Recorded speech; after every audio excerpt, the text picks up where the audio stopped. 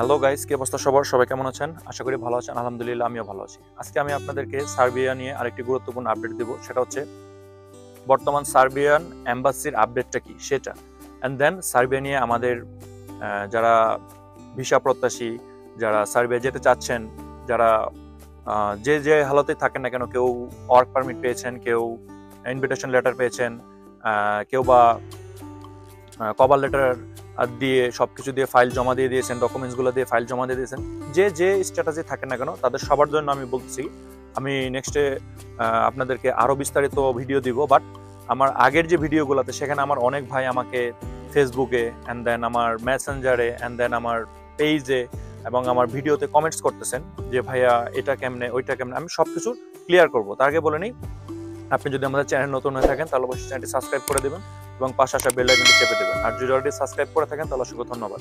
চলুন ভিডিওর মূল অংশে আসা যাক। বর্তমান সার্বিয়ান এম্বাসির পরিস্থিতিটা কি সেটা হচ্ছে, সার্বিয়ান এম্বাসিতে বিগত কয়েক মাস সব রকমের কাজবাজ বন্ধ ছিল তাদের পিপিজেড ভেরিফিকেশন সিস্টেমের জন্য। বাট এখন ইনশাল্লাহ আলহামদুলিল্লাহ কাজ চলতেছে, পুরা দমে কাজ চলতেছে।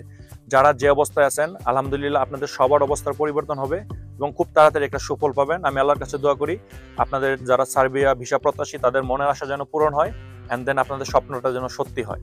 সো ভাই, সবচেয়ে বড় কথাটা হচ্ছে সার্বিয়া নিয়ে আপনাদের মনে প্রশ্ন আছে যে ভাইয়া সার্বিয়ান ভিসা কি চালু হয়েছে বা সার্বিয়ান এম্বাসির কাজগুলোকে চালু হয়েছে? ভাইয়া সব কিছুই আলহামদুলিল্লাহ কাজ চলতেছে।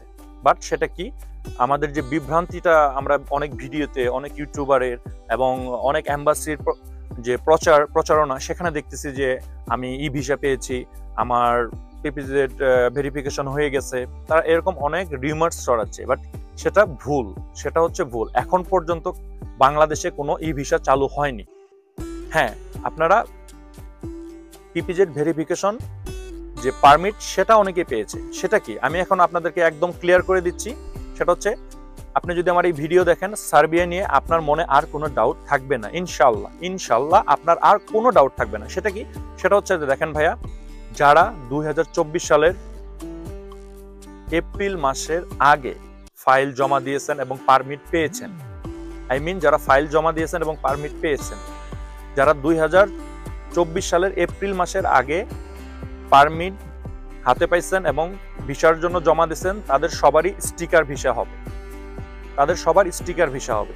যারা 2024 সালের এপ্রিলের পরে ফাইল জমা করছেন তাদের সবার পিপিজেড ভেরিফিকেশন পারমিট আসবে।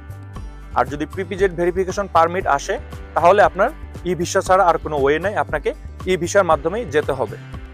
সো আসি যারা 2024 সালের এপ্রিলের আগে ফাইল জমা দিয়েছেন তাদের বিষয়।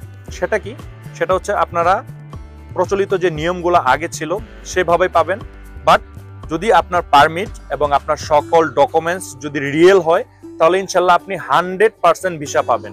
তার রিজন হচ্ছে সার্বিয়ান এম্বাসিতে মোটামুটি ভিসা রেশিও আলহামদুলিল্লাহ অনেক ভালো।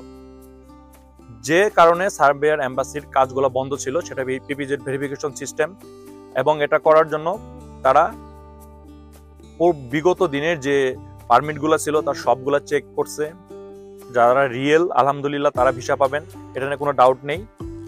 তারা নর্মাল ওয়েতে স্টিকার ভিসা পাবেন, তাদের জন্য পিপিজেড ভেরিফিকেশনের কোনো দরকার নেই, তাদের জন্য ই ভিসার কোনো দরকার নেই, নাথিং এলস, কোনো কিছু দরকার নেই।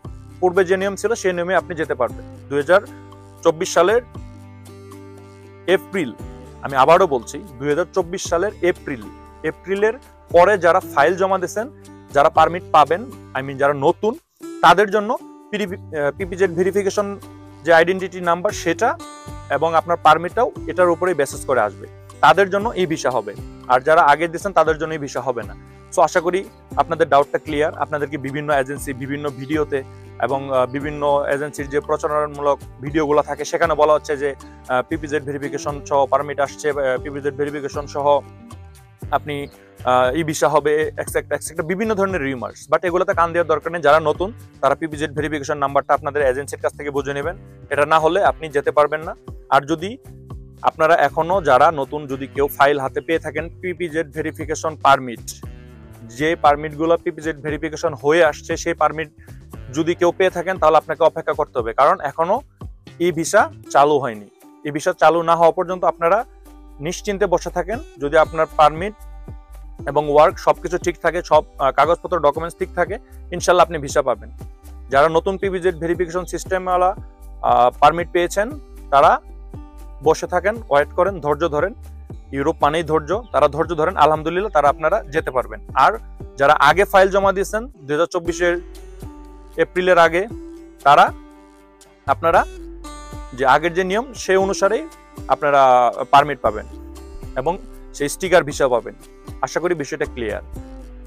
সো আজকে সার্বিয়া নিয়ে এই জিনিসটা আপনাদের মাঝে আমার ক্লিয়ার করার দরকার ছিল, কারণ বিকজ আমাকে অনেকে মেসেজ করতেছেন, ভাইয়া আমার পারমিটটা কি পিপিজেড ভেরিফিকেশন হবে কিনা, বা আমার পারমিটটা রিয়েল কিনা বুঝবো কিভাবে, এক্সেট্রা বিভিন্ন ধরনের প্রশ্ন। আমি আপনাদেরকে দু কথায় ভিডিওটিও শেষ করে দিচ্ছি এবং ক্লিয়ার করে দিচ্ছি। যারা 2024 সালের এপ্রিল মাসের আগে ফাইল জমা দিচ্ছেন তারা স্টিকার ভিসা পাবেন যদি আপনাদের সব ডকুমেন্টস ঠিক থাকে।